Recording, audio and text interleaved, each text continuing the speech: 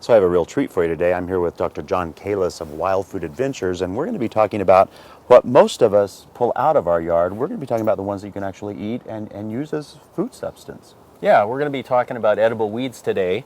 And one of the ones I'd like to start out with here is there's some eastern blue violet here.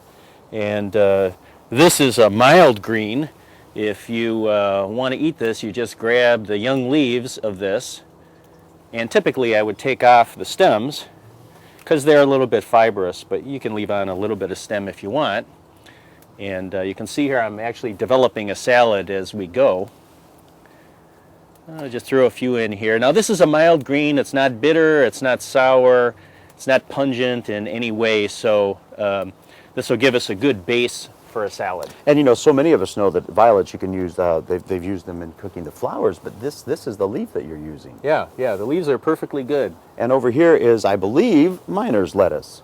Yeah, this is a northwestern plant. This doesn't really grow anywhere else in North America, but it'll grow from here on north up into Alaska.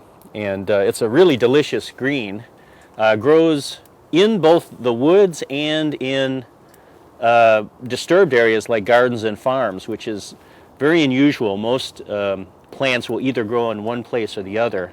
And again, I noticed you're just taking the top parts, not the stems with them. Is that a fibrous thing again? Yeah, the stems are a little bit fibrous, but there's another way to do this. You know, I bring my mom's sewing shears with me wherever I go, and so what you can do is just do this kind of a thing, and then you've got a lot more. A whole handful at one time. Whole handful at once. Yeah, scissors are very useful. So what other ones are we're looking at here? Well, if we head this way a little bit. Well, now I know I recognize this. This is mustard, isn't it? Well, we've got mustard over here, and mustard is a pungent green. Now, we actually have a mustard that you can buy in the store, you know, the supermarket. But those mustard greens are really harsh, very difficult for me to eat. This mustard, this wild mustard, is the best tasting of all the mustards. And it grows all over North America. So if you just grab some of the leaves here, and I like to make, you know, bite-sized pieces. Here, you want to hold on to this? It'll be easier for me to do this if you're helping. So I'm just clipping off bite-sized pieces because we're making a salad here, okay?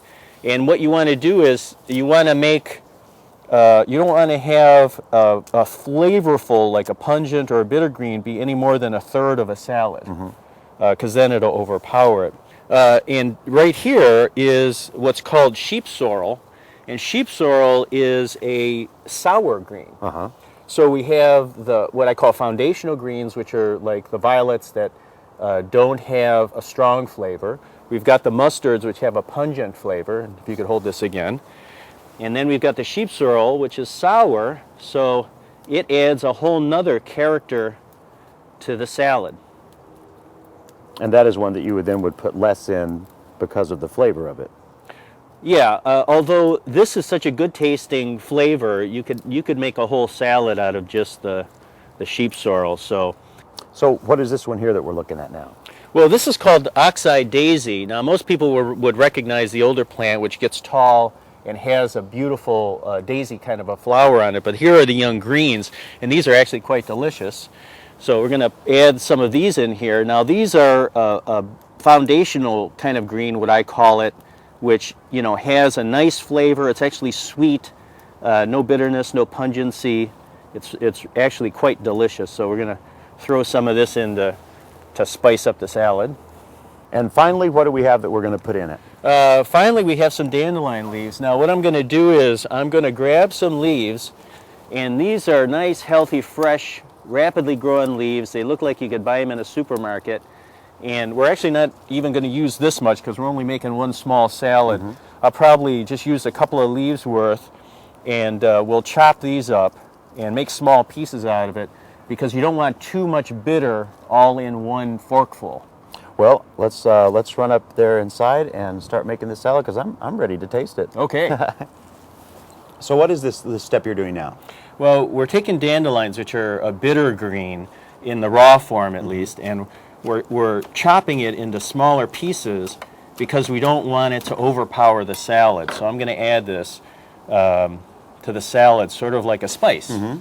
So now I think we'll just add a little bit of garnish here, just to add some color to the salad. This is the wild mustard flowers that we were looking at earlier. And so I'll add those, and then you can take a sample of it. All right, I'm ready. Here we go now.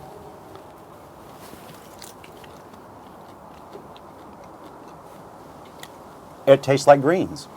I don't know what I was expecting that to happen. How could that be? Well, listen. It tastes good, right? It does indeed. You know, and if you want to find out more information, you have a website, which I have is... a website, wildfoodadventures.com, and we do all sorts of events all year long. They do indeed, and if you want more information, you go to gardentime.tv and we'll kick you over to their website. Thank you so much for your time and this Thank experience. you. And you're still alive. I am indeed. It's amazing.